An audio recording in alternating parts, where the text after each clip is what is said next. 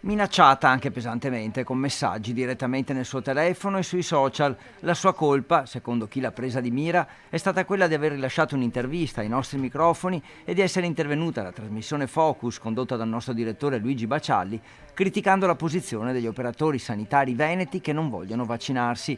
Samantha Grossi, presidente delle professioni infermieristiche del Trevigiano, è stata critica nei confronti dei quasi 20.000 sanitari che rifiutano in Veneto il vaccino e in alcuni casi anche il semplice tampone.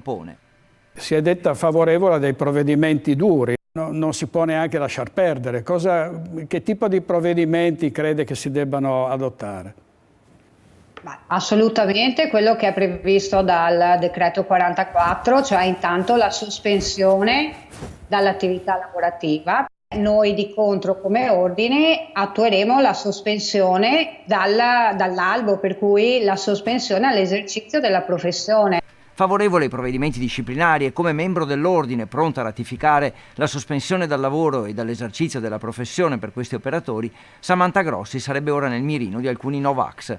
È inconcepibile che un operatore sanitario possa avere queste idee.